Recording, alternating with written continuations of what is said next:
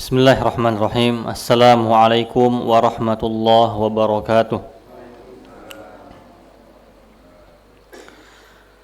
Innal hamdalillah nahmaduhu wa nasta'inuhu wa nastaghfiruh wa na'udzu billahi min shururi anfusina wa sayyiati a'malina. May yahdihillahu fala mudhillalah wa may yudlil fala hadiyalah. Wa ashhadu an la ilaha illallah wahdahu la syarikalah wa ashhadu anna Muhammadan abduhu wa rasuluh la nabiyya wa la rasula ba'dah. Qala Allah ta'ala fil Qur'anil Karim, ya ayyuhallazina amanu taqullaha haqqa tuqatih wa la tamutunna illa wa antum muslimun. Wa qala ta'ala, ya ayyuhallazina amanu taqullaha wa qulu qawlan sadida yuslih lakum a'malakum wa yaghfir lakum dhunubakum wa man yuti'illaha wa rasulahu faqad faza fawzan 'azima. Amma ba'd. Para jemaah, bapak-bapak dan ibu-ibu Mushola Al-Ikhlas, semoga Allah Subhanahu wa taala merahmati kita semua. Alhamdulillah, kita bersyukur kepada Allah Subhanahu wa taala atas segala limpahan nikmat-Nya yang kita rasakan pada hari ini, terutama pada kesempatan kali ini. Dari awal kita bangun tidur sampai sekarang kita berada di atas nikmat Allah Subhanahu wa taala. Dan di antara nikmat yang besar adalah nikmat hidayah, taufik, dan juga Islam. Mendapatkan diri kita berada di atas keislaman dan juga keimanan dan juga di atas akidah yang benar tentunya. Islam, kalau kita bahas secara bahasa, artinya adalah tunduk. Secara istilah pun tidak jauh beda dengan arti definisi bahasanya. Secara istilah artinya al-istislam, yaitu berserah diri dengan lisan kita, patuh dengan ketaatan, al-inqiyadu lahu bit-tha'ah, dan patuh terhadap apa yang diperintahkan oleh Allah Subhanahu wa taala, wal bara'atu minasyirki wa ahlihi, dan berlepas diri dari menyekutukan Allah Subhanahu wa taala dan juga orang-orang yang menyekutukan Allah Subhanahu wa taala. Al-Islam berarti artinya adalah menyerahkan diri atau tunduk kepada Allah Subhanahu wa taala dalam hal apapun yang mana itu adalah perintah atau larangan Allah Subhanahu wa taala. Berarti kita diperintahkan untuk tunduk kepada Al-Quran dan juga As-Sunnah, dan menyerahkan seluruh perkara kita hanya kepada Allah Subhanahu wa ta'ala. Ketika punya masalah personal, masalah keluarga, ketika kita menganut agama Islam, maka tentunya kita tundukkan, kita serahkan hal ini, artinya kita tawakalkan, sandarkan permasalahannya kepada Allah Subhanahu wa ta'ala. Dan orang-orang yang seperti ini tentunya hanya bisa dilakukan oleh orang-orang yang mempunyai ilmu yang baik. Ketika ilmu agamanya bagus, ketika ilmu agamanya baik, bermanfaat ilmunya, maka dia pun bisa membawa dirinya untuk selalu menyandarkan, untuk selalu menyerahkan seluruh hal kepada Allah Subhanahu wa ta'ala. Jadi masalah apapun yang terjadi akhirnya tidak menjadi masalah. Dia sudah mendapatkan solusi. Di hadapannya ada Allah Subhanahu wa ta'ala yang membersamainya. Wa tawakkal 'alal hayyil ladzi la yamut, kata Allah Subhanahu wa ta'ala. Dan bertawakallah dan sandarkanlah perkaramu kepada zat yang selalu hidup, alladzi la yamut, yang tidak pernah mati dan yang tidak pernah pingsan, tidak pernah tidur, tidak pernah lalai, selalu mengawasi kita. Itulah Allah Subhanahu wa ta'ala. Nah, semakin kita dekat dengan ilmu, semakin bagus amalan kita, semakin bagus Islam kita, semakin bagus rasa tunduk, rasa menyerahkan diri kita kepada Allah Subhanahu wa ta'ala. Dalam setiap amalan, apapun itu amalannya, terutama amalan-amalan yang penting dalam agama Islam. Contohnya yang akan kita bahas ini adalah ibadah salat. Ketika orang salatnya bagus, tepat waktu, dan selalu menjaga kualitas ibadah salatnya, maka tentunya orang ini ketika mempunyai masalah mudah saja, tidak akan terombang-ambing oleh godaan-godaan syaitan. Tapi kalau misalnya orang Islam ketika mendengar azan saja itu sudah berat untuk melangkahkan kakinya, untuk berwudu sudah berat. Datang atau berdiri untuk mendirikan sholat saja sudah berat. Kemudian ketika sholat, orang ini itu memikirkan banyak hal, artinya tidak khusyuk.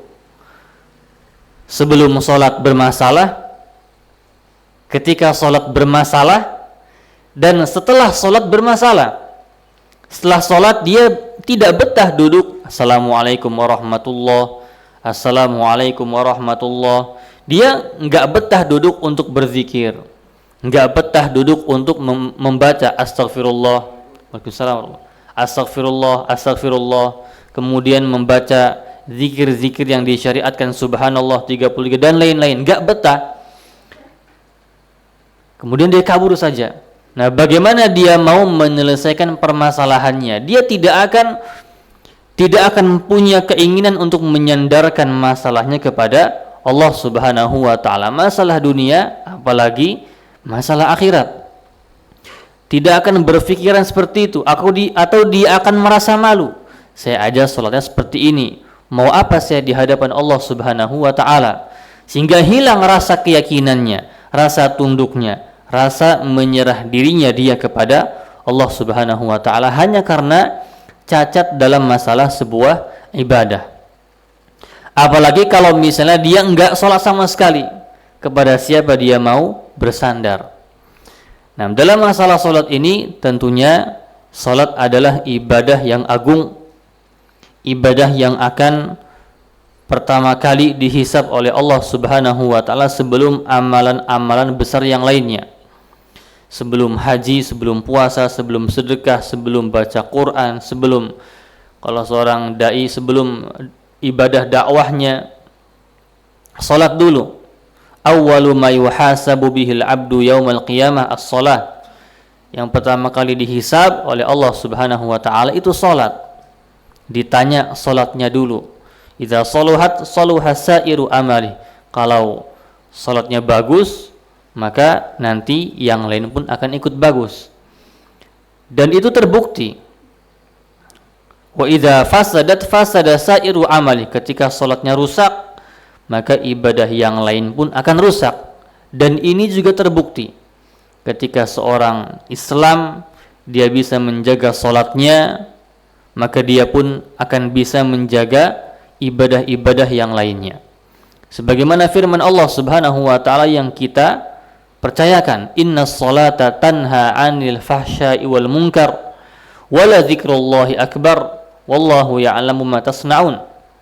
Sesungguhnya salat itulah yang menghalangi kita dari al-fahsya wal munkar, kekejian dan juga kemungkaran. Dan zikrullah itu adalah yang perkara yang sangat besar, dan Allah Maha mengetahui apa yang kita lakukan.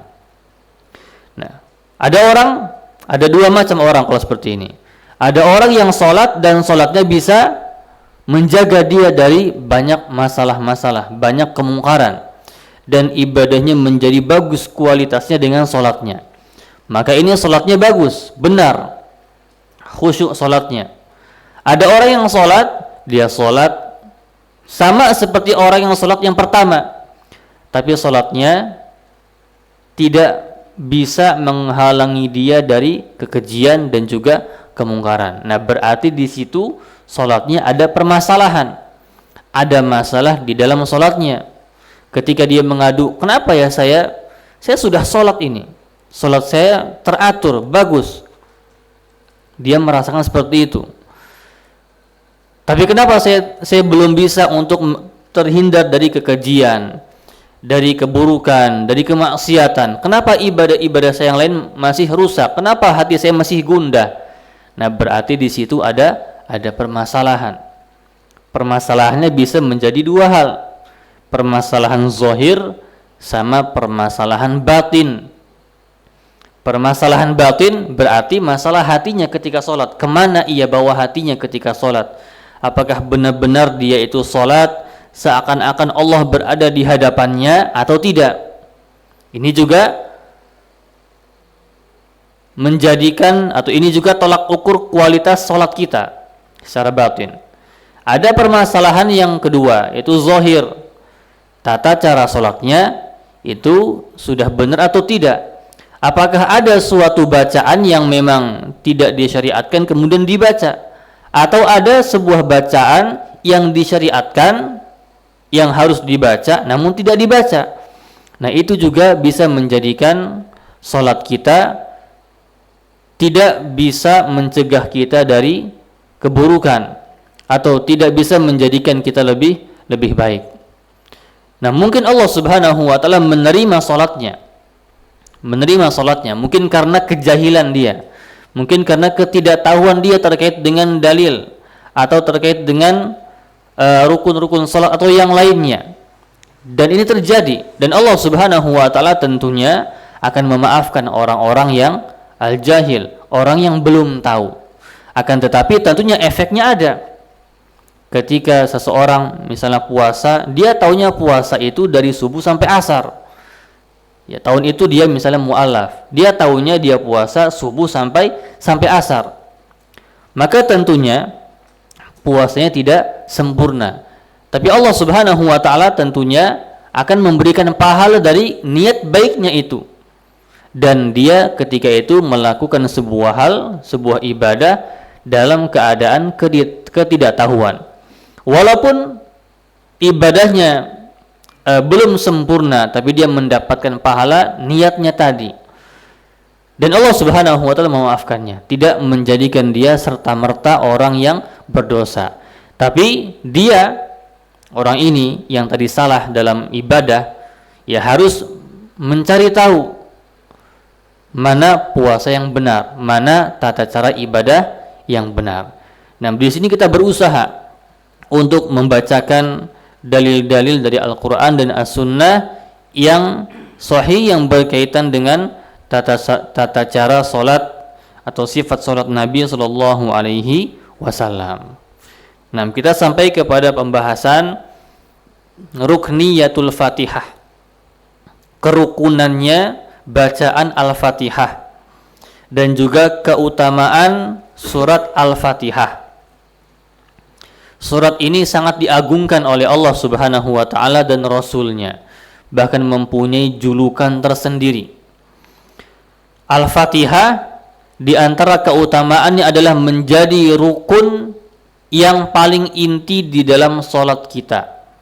Tidak boleh ditinggalkan dan tidak bisa diganti dengan sujud sahwi.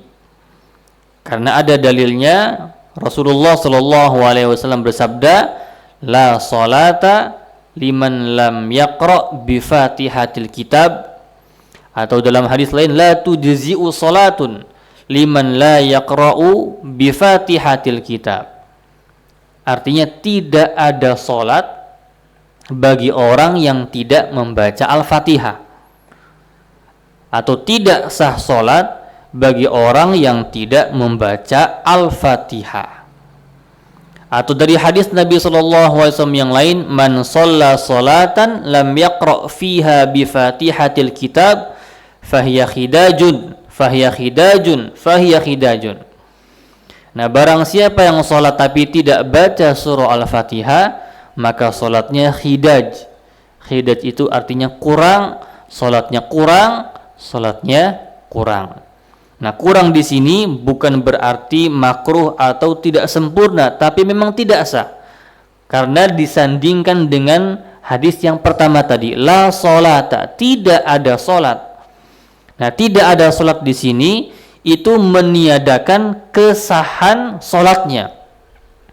Jadi seluruh sholatnya tidak sah secara mutlak ketika dia tidak membaca Al-Fatihah. Walaupun di sini ada perbedaan pendapat di antara para ulama terkait dengan hukum membaca Al-Fatihah di dalam sholat. Namun mayoritas ulama mengambil hadis ini, la sholat, tidak sah sholat orang yang tidak membaca Al-Fatihah. Ada satu pendapat yang menyatakan boleh saja nggak baca Al-Fatihah. Jadi kalau yang nggak baca Al-Fatihah sah-sah saja sholatnya. Ini pendapat Al-Imam Abu Hanifah rahimahullahu ta'ala, dan berdalil dengan dalil faqra'u ma tayassara minal Qur'an. Dalil ini ada di dalam Al-Quran dan juga di hadis Nabi SAW. Ketika Nabi SAW sedang membetulkan solat orang yang tidak benar, kata Nabi SAW, faqra'u ma tayassara minal Quran, bacalah walaupun sedikit dari Al-Quran. Al-Imam Abu Hanifah atau mazhab Hanafi mengambil dalil ini secara umum mengatakan berarti di dalam sholat bukan hanya Al-Fatihah saja, tapi seluruh Al-Quran boleh dibaca. Maksudnya setiap bacaan dari Al-Quran itu ketika dibaca di dalam sholat, sholatnya menjadi sah, karena mengambil keumuman dalil tadi, faqra'u ma tayassara minal Quran, bacalah apapun dari Al-Quran, mau dia satu ayat, mau dia baca Qul huwallahu ahad, Allahu akbar, sah di pendapatnya Al-Imam Abu Hanifah. Tapi tentunya kita mengikuti dalil yang lebih khusus, karena terjadinya perselisihan pendapat ini ada beberapa sebab. Di antaranya adalah ketidaksampaian hadis kepada seorang ulama. Hanya menyebutkan satu hadis yang ia tahu, kemudian ia simpulkan, dia ambil faedah dari ayat atau hadis tadi. Kenapa dia mengambil pendapat ini? Mungkin karena hadis yang lain tidak tersampaikan kepadanya. Dan tentunya ini sangat memungkinkan di zaman dulu, bahkan di zaman sekarang pun masih memungkinkan. Ketika sebuah hadis tidak tersampaikan kepada seseorang, sehingga seseorang tadi menilai atau menyimpulkan sebuah dalil dengan pemahamannya, sangat mungkin sekali. Dengan banyaknya fasilitas buku, dengan banyaknya fasilitas elektronik yang sudah ada di zaman sekarang, mudahnya mencari hadis di Google, tetap masih memungkinkan ada hadis yang tidak tersampaikan atau hadis yang tersampaikan dan pemahamannya berbeda. Dan ini yang terjadi di antara para ulama. Nah, akhirnya terjadilah perselisihan pendapat di antara para ulama. Nah, menurut mayoritas ulama mengatakan bahwasanya hadis ini adalah hadis yang sahih. Hadis tidak ada salat bagi orang yang tidak baca Al-Fatihah. Hadis tadi diriwayatkan oleh Al-Imam Bukhari rahimahullahu taala dan juga Imam Muslim. Jadi sahih hadisnya. Nah, ini adalah hadis yang lebih khusus daripada hadis umum tadi. Kalau hadis umum tadi menyatakan bacalah Al-Qur'an apapun itu. Nah, di sini dikhususkan tidak ada salat bagi yang tidak baca Al-Fatihah. Nah, kata para ulama mengatakan hadis ini menunjukkan wajibnya kita membaca Al-Fatihah di dalam salat kita. Nah, baik. Kemudian kandungan Al-Fatihah itu juga tentunya sangat menakjubkan ketika kita membaca Al-Fatihah. Kata Allah Subhanahu wa taala dalam hadis qudsi mengatakan, qasamtus salata baini wa baina abdi nisfain. Aku membagikan salat, atau ini Al-Fatihah maksudnya. Aku membagikan Al-Fatihah, surah Al-Fatihah ini setengahnya untuk hambaku, setengahnya untukku. Fanisfu hali wa nisfu hali abdi wali abdi masal. Setengahnya untukku dan setengahnya untuk hambaku. Dan untuk hambaku dia punya porsi apa yang dia ingin minta. Wali abdi masal. Kemudian Rasulullah SAW bersabda, Iqra'u, ketika seorang hamba berkata atau membaca Alhamdulillahi Rabbil Alamin, segala puji bagi Allah Rabb semesta alam. Allah menjawab, Hamidani abdi, Allah memujiku. Ini kan sebuah kemuliaan. Ketika kita membaca, Allah menjawab. Siapapun di antara kita, maka Allah maha kuasa untuk menjawab semua bacaan Alhamdulillahi Rabbil Alamin yang dibaca oleh hambanya. Kemudian ketika membaca Ar-Rahmanir Rahim, Allah menjawab lagi, Asna alayya abdi, Allah memujiku yang kedua kali. Asna alayya abdi, Allah memujiku. Ketika membaca Maliki Yaumiddin, Allah menjawab lagi, Majjadani abdi. Ketika membaca Rabb semesta alam yang berkuasa di hari akhirat, kata Allah, Majjadani abdi, Rabb atau hambaku memuliakanku. Merasa bangga Allah Subhanahu wa taala dengan bacaan hambanya. Kemudian ketika membaca Iyyaka na'budu wa iyyaka nasta'in, hanya kepada Engkau kami sembah dan hanya kepada Engkau kami meminta pertolongan. Nah, kata Allah Subhanahu wa taala, fahadhihi baini wa bain abdi. Nah, ayat ini setengahnya untukku dan setengahnya untuk hambaku. Seperti itu. Wali abdi masal, dan untuk hambaku apapun yang ia minta. Kemudian ketika membaca Ihdinas siratal mustaqim siratal ladzina an'amta 'alaihim ghairil maghdubi 'alaihim waladdallin. Dua ayat ini kata Allah Subhanahu wa taala, fahaula'i li abdi wa li abdi masal. Ayat ini untuk hambaku dan untuk hambaku apa yang ia minta.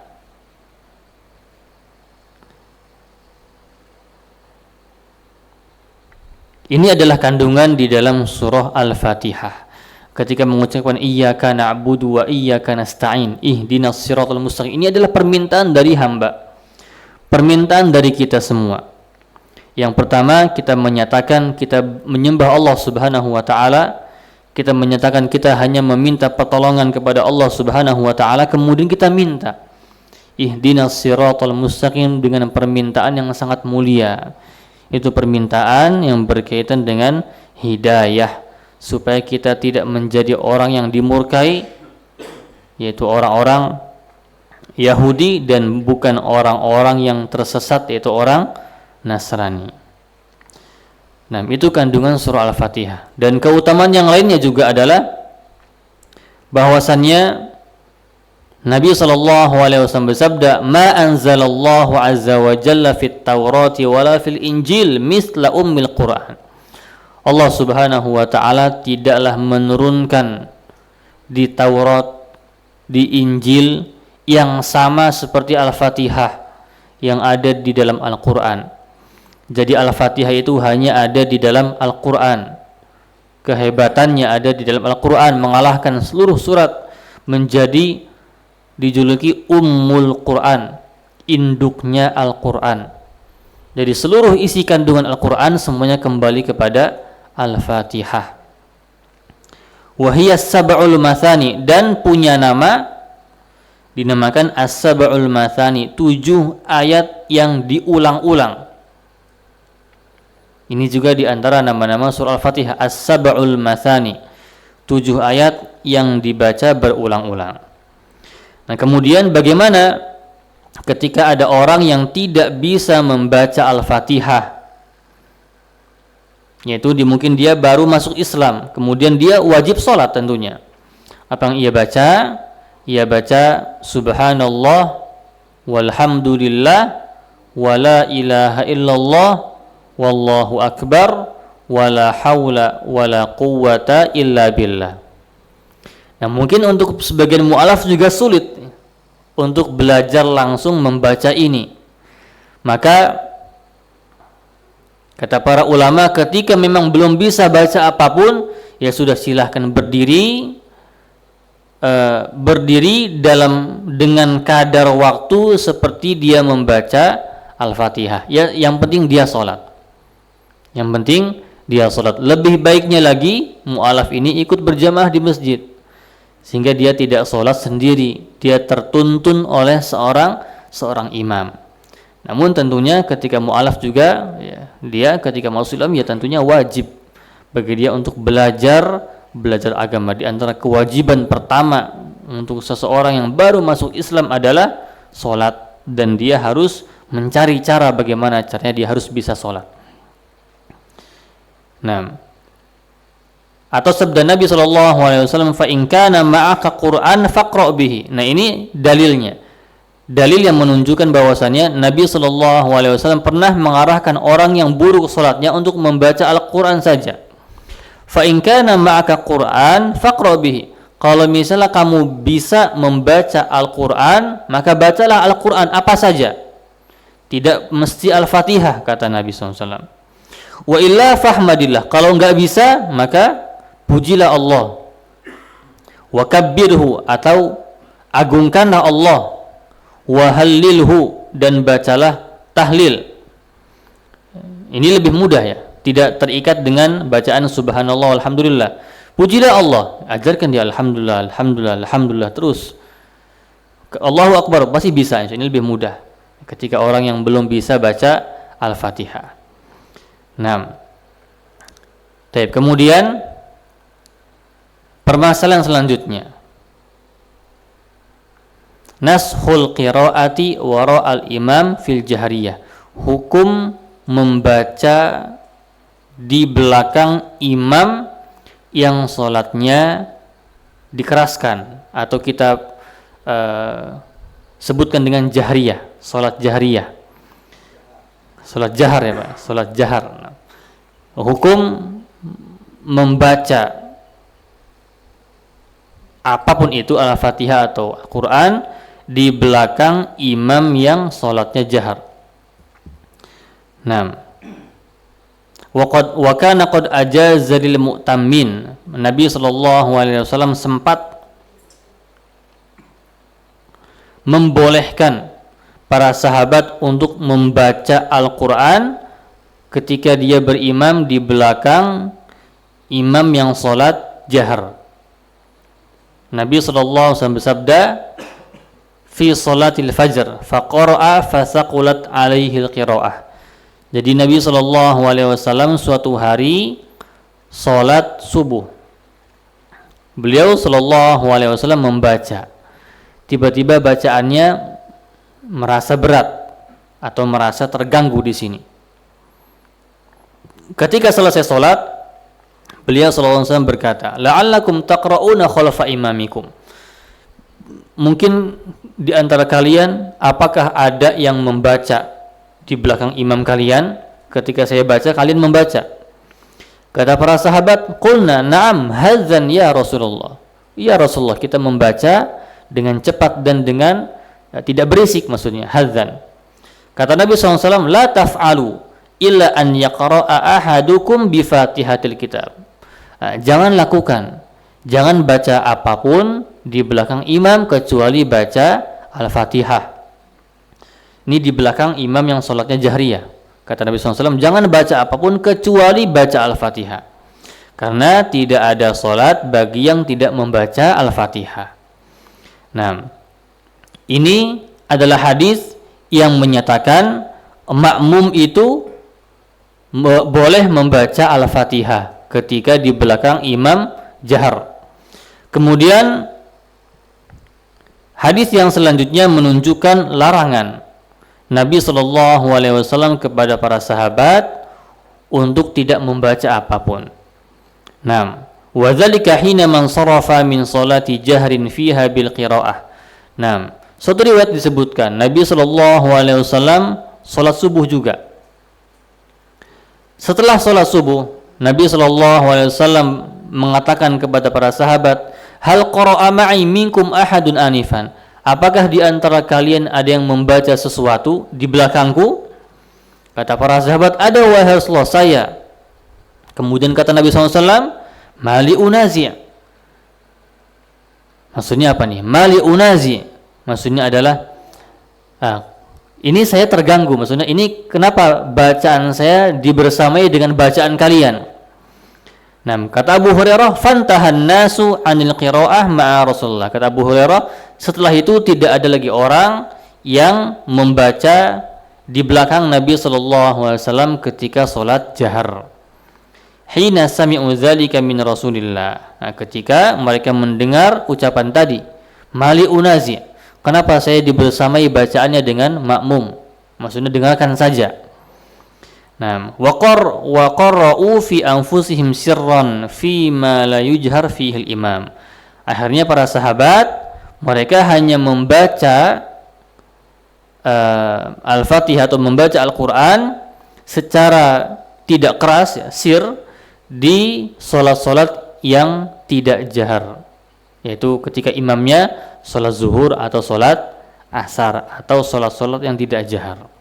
Nah, ini adalah dalil menunjukkannya bahwasanya makmum lebih utama untuk tidak membaca Al-Fatihah di belakang imam yang jahar. Adapun di belakang imam yang sir bacaannya, yang bacaannya itu adalah tidak dikeraskan, maka makmum pun dia wajibkan untuk membaca Al-Fatihah secara sir, secara tidak keras juga. Dan Nabi SAW menjadikan diam mendengarkan bacaan imam itu menjadikan kesempurnaan sholat. Kata Nabi SAW, "Innama ju'ilal imamu liyu'tamma bih." Sesungguhnya imam itu dijadikan untuk diikuti. Fa idza kabbara fakabbiru. Ketika takbir, imam telah takbir, makmum takbir. Maksudnya imam takbir, makmum takbir langsung, tidak menunggu lama, jedanya tidak lama dan tidak mendahului imam. Wa idza qara'a fa'ansitu. Dan ketika membaca maka diam. Hadis ini diriwayatkan oleh Abu Daud dan Imam Muslim dan Ibnu Abi Syaibah rahimahumullahu ta'ala. Nah, sebagaimana hadis yang lain yang menekankan pendapat ini, "Man kana lahu imamun faqira'atul imami lahu qira'ah." Barang siapa yang berimam, maka bacaan imam itu adalah bacaan makmum.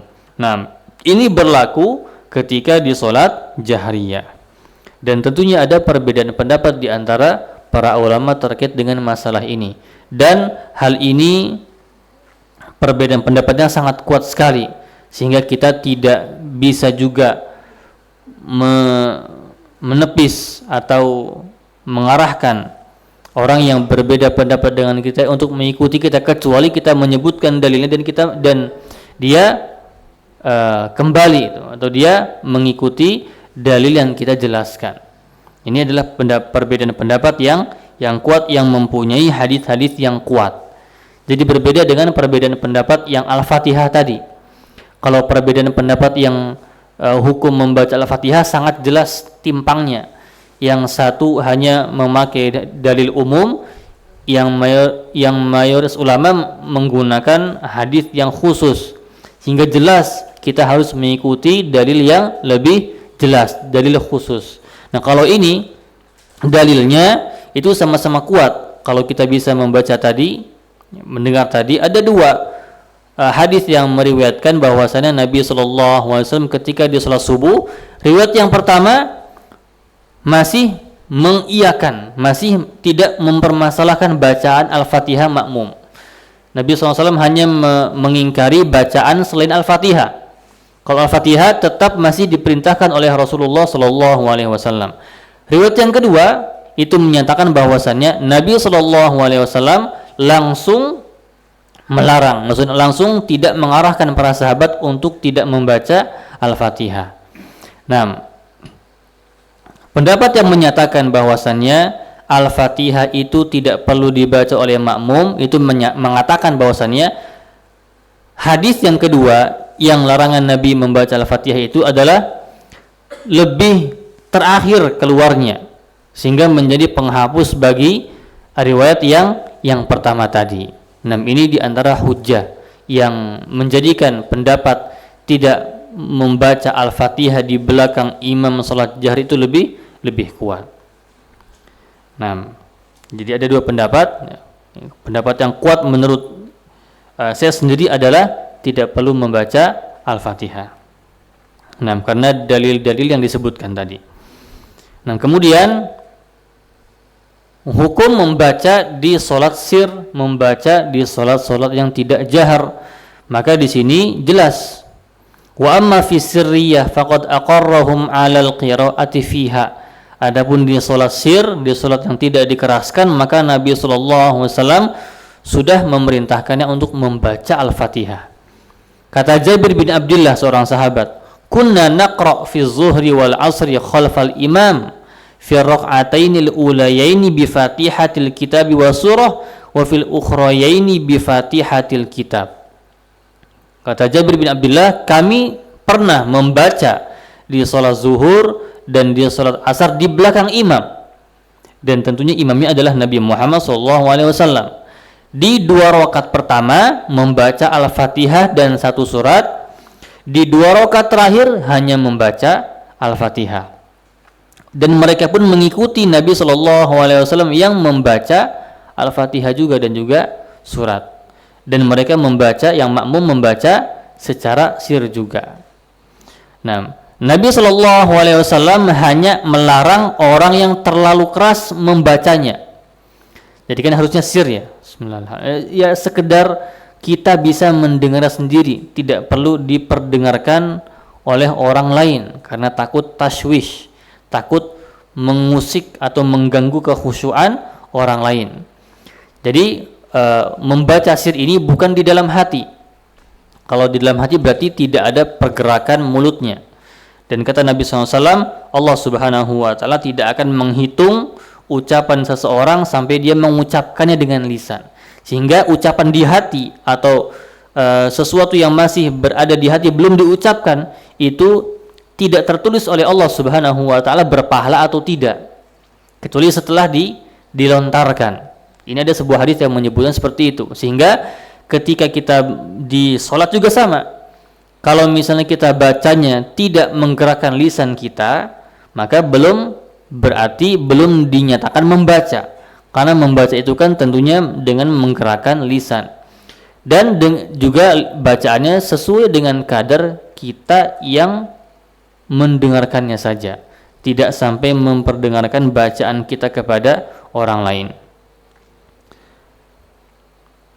Nah, dalam sebuah hadis Nabi SAW mengingkari bacaan sir yang terlalu keras dari seorang makmum. ketika sholat zuhur bersama dengan para sahabat. Setelah sholat, Nabi SAW bertanya, ayyukum qara'a sabbihisma rabbikal a'la? Siapa di antara kalian yang membaca sabbihisma rabbikal a'la? Kedengaran. Nabi SAW terdengar. Kata orang, ada yang menjawab, saya wahai Rasulullah. Lam urid biha illal khair. Ada yang mengaku, saya wahai Rasulullah, dan saya membacanya tentunya ingin mendapatkan kebaikan. Kata Nabi SAW, qad arafta anna rajulan khalajaniha kanu yaqra'una khalfan nabi khallattum alayya al-Qur'an. Kata Nabi SAW, kalian tahu hal tersebut telah menggangguku. Dalam riwayat yang lain, khallattum alayya al-Qur'an, kalian telah mencampuri bacaan Qur'anku. Jadi Nabi SAW sedang membaca, jadi imam, ada makmum yang bacaan sirnya terlalu keras, sehingga Nabi SAW itu terganggu bacaannya. Nah, ini di stop oleh Nabi SAW. Jadi diperintahkan kalau sir boleh membaca sir, dia membaca dengan menggerakkan lisan tapi tidak mengganggu orang lain. Nah, lihat saja bagaimana orang ini mengatakan, walam urid biha illal khair. Wahai Rasulullah, saya membaca dengan keras itu semata-mata hanya karena ingin kebaikan. Tapi kata Nabi SAW, itu tetap mengganggu orang lain. Ini menunjukkan juga bahwasannya orang sholat itu adalah orang yang tentunya perlu kekhusyuan yang tinggi. Contoh misalnya, di sebuah masjid ada dua orang. Satu orang sedang baca Quran di dalam masjid dengan suara yang bagus dan suaranya agak keras. Kemudian datang orang masuk ke masjid ingin sholat sunnah atau sholat safar atau sholat wajib lah. Maka orang yang baca Quran ini harus ngalah untuk merendahkan suaranya supaya tidak mengganggu orang yang sholat. Nah seperti itulah kaidah dalam agama Islam. Sebuah ibadah itu boleh dilakukan asalkan di antara yang menjadikan ibadah itu bagus kualitasnya adalah selama tidak mengganggu orang lain ibadah tersebut. Nah, kata Nabi SAW, innal musalli yunaji rabbahu. Sesungguhnya orang yang sholat itu sedang bermunajat dengan Rabbnya. Falyanzur bima yunajihi fi. Maka lihatlah, perhatikan apa yang ia minta. Wala yajhar ba'dukum ala ba'din bil Qur'an, dan janganlah di antara kalian saling keras mengeras dalam membaca Al-Qur'an ketika salat. Nah, ketika menjadi makmum, jangan sampai balas membalas, membacanya dengan keras. Jadi hanya untuk diri kita sendiri. Nah, semakin banyak bacaan kita, semakin afdol. Semakin panjang salat kita, semakin afdol. Dan salat panjang ini juga ya tentunya di waktu yang tepat. Tidak tepat kalau misalnya seorang imam memanjangkan salatnya dan membawa makmumnya semuanya salat yang panjang. Nanti akan disebutkan sebuah kisah Mu'adz bin Jabal yang salat panjangnya kemudian dimarahi oleh Nabi SAW. Kalau mau salat panjang ada tempatnya, yaitu salat sendiri. Karena tidak semua punya niat yang sama. Dan sholat yang panjang juga ketika makmumnya terganggu, akhirnya ibadahnya juga ibadah yang mengganggu, menjadi tidak khusyuk bagi imam.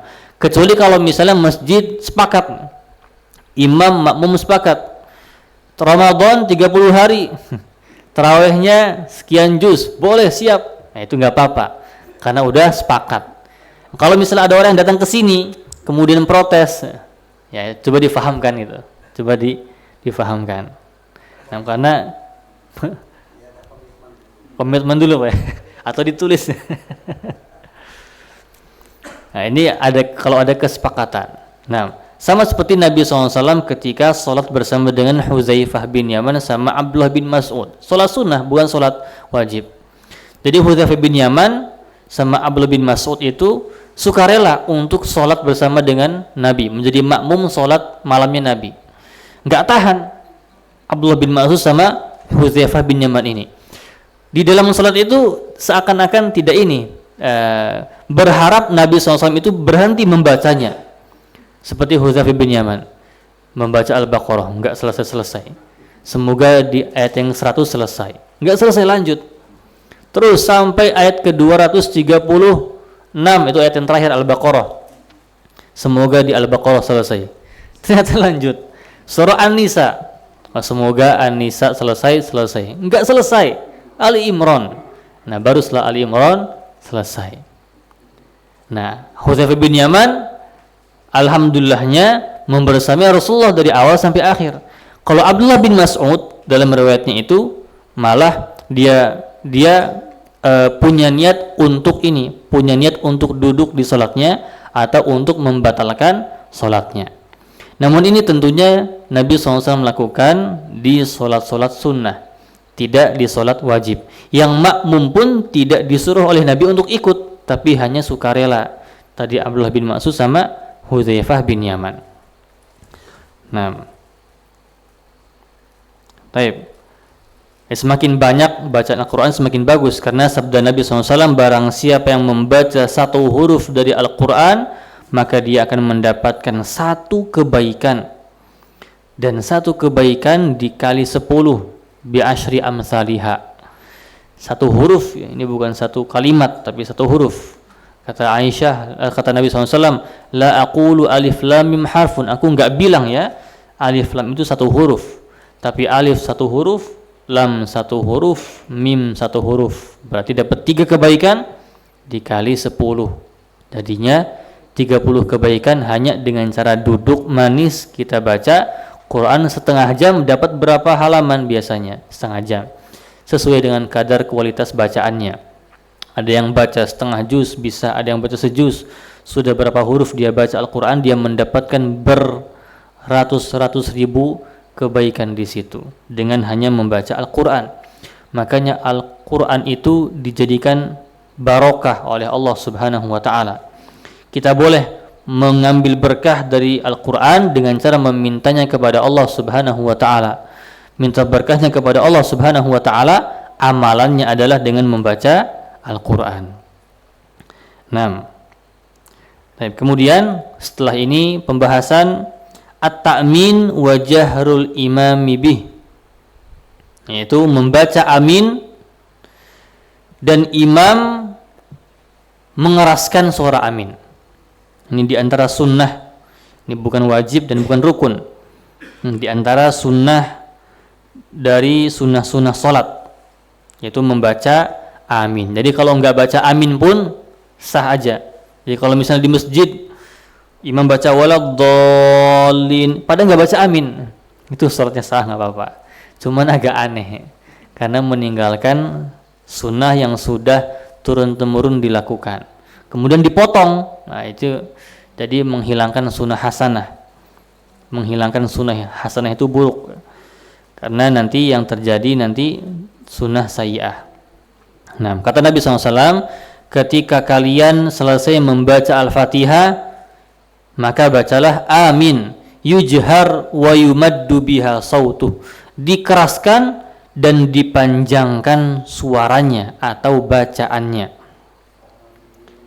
Nah, jadi bacaannya adalah panjang a-nya, panjang min-nya, amin panjang, atau bacanya lain amin. Nah, itu juga boleh.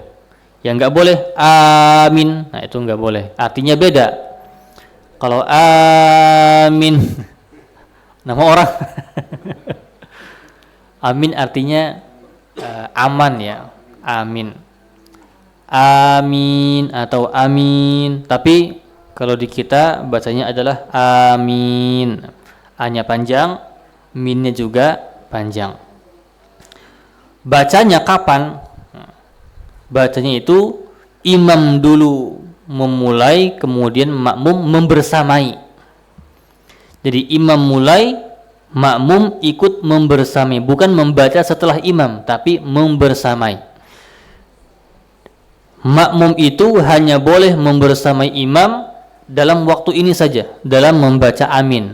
Kalau yang lain makruh. makmum membersamai imam dalam takbir.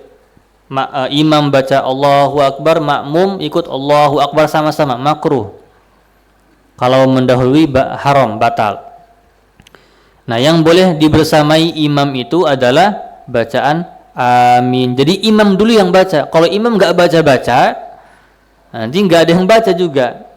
Kadang ada imam yang waladhdallin, nunggu makmum baca amin, kemudian baru imam amin. Imam dulu yang amin karena dia pemimpin. Nah, makmum membaca dengan cara membersamainya karena ada keutamaannya. Kata Nabi SAW, "Idza qala al-imam," ketika imam membaca ghairil maghdubi alaihim waladhdallin, maka ucapkanlah amin. Karena malaikat juga membaca amin. Wa innal imam, dan imam juga membaca amin. Dalam riwayat yang lain perintah, wa idza ammanal imama fa aminu, ketika imam baca amin maka makmum baca amin. Perintah, tapi perintahnya tidak sampai wajib karena ada yang menyelewengkan dari wajib, yaitu menjadi sunnah. Nah, kata Nabi SAW, barang siapa yang aminnya makmum itu sama dengan aminnya malaikat, ya, maka pahalanya, ganjarannya adalah ghufira lahu ma taqaddama min dzambi, akan dihapus dosa-dosa yang sebelumnya. Masya Allah. Di dalam salat juga ada ganjaran yang besar seperti ini. Jadi bukan hanya di puasa aja. Kalau kita pernah dengar man shoma ramadhana imanan wa ihtisaban ghufira lahu ma taqaddama min dzambi, barang siapa yang puasa iman dan ihtisab akan dihapus dosa-dosa yang sebelumnya. Di dalam ucapan amin pun sama. Dan ini kita lakukan ya, banyak kali di satu harinya. Betapa banyak dosa yang sudah kita terhapus, dan tentunya kita tetap masih harus merasa hamba yang memerlukan ampunan dari Allah Subhanahu wa taala walaupun kita selalu melakukan hal ini. Nah, ini diantara keutamaan at-ta'min, yaitu membaca amin. Dalam hadis yang lain, faqulu amin, kata Nabi SAW, bacalah amin yujibukumullah, maka Allah Subhanahu wa taala akan mengijabahkanmu.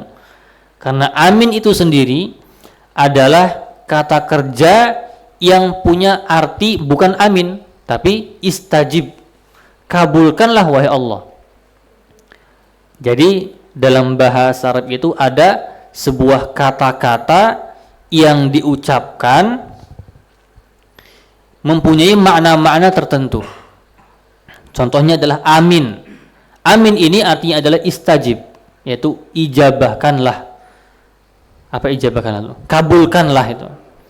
Sama seperti firman Allah Subhanahu wa taala ketika memerintahkan anak untuk tidak mengucapkan buruk kepada orang tua, wala taqul lahuma uff. Nah, uff itu bahasa Arab. Uff itu adalah sebuah kata yang artinya adalah, kalau dalam bahasa Arab yang lain, atadajjar, artinya mengeluh. Jadi uff ini sebuah kata yang paling ringan dalam rangka menolak. Gitu kan? Itu tidak boleh.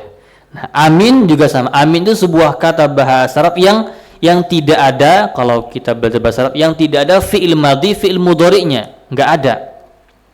Hanya ada kata amin, amin aja gitu.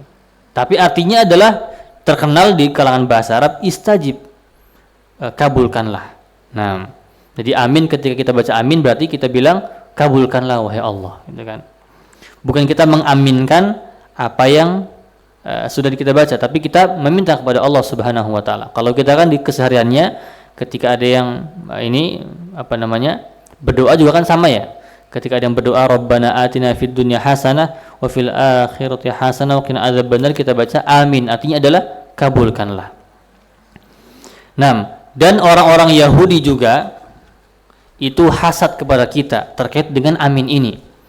Kata Nabi SAW, ma hasadatkumul yahud ala syai'in ma hasadatkum ala salami wa ta'min khalfal imam.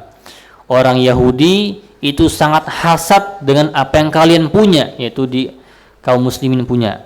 Yaitu apa? Salam. Ucapan salam, Assalamualaikum warahmatullahi wabarakatuh. Ini ucapan doa juga. Ucapan selamat dan sejahtera ketika di antara kaum muslimin bertemu. Ini tidak diajarkan di kaum Yahudi. Dan juga yang kedua, ta'min khalfal imam, membaca amin di belakang imam. Ini orang Yahudi katanya hasad, kata Nabi sallallahu alaihi wasallam. Taib. Nah, selesai sudah kita membahas terkait dengan bacaan Al-Fatihah dan juga amin. Nah, kemudian kita membahas terkait dengan bacaan Nabi sallallahu alaihi wasallam setelah Al-Fatihah. Dan ini hukumnya juga adalah sunnah. Boleh dibaca dan boleh tidak dibaca. Boleh panjang, boleh pendek. Boleh dipanjangkan sesuai dengan kondisi dan boleh dipendekkan sesuai dengan kondisi juga. Nabi SAW pun sama, kadang memanjangkan, kadang memendekkan. Ketika beliau menjadi imam para sahabat, imam masyarakat, beliau terkadang memanjangkan ketika situasinya sesuai situasinya terkondisikan. Kalau situasinya tidak terkondisikan, maka beliau membaca pendek. Contohnya ketika safar, dalam safar beliau jadi imam, beliau pendekkan. Ketika beliau sakit, batuk, atau ketika dalam sebuah hadis disebutkan ketika beliau mendengar ada anak bayi yang sedang nangis, maka beliau SAW langsung memendekkan bacaannya. Dalam sebuah hadis Anas bin Malik radhiyallahu taala anhu berkata, jawwaza Rasulullah SAW zata yaumin fil fajr. Nabi SAW tiba-tiba memendekkan bacaannya pada solat subuh. Dalam riwayat yang lain, shalat subha faqara'a bi aqsari surataini fil Qur'an. Beliau salat subuh dan membaca 2 surat yang paling pendek di dalam Al-Qur'an. Apa itu? Al-Kautsar ya, sama An-Nasr ya, andalan. Faqila, kemudian ditanya, Anas bin Malik bertanya kepada Nabi, kenapa engkau pendekkan wahai Rasulullah?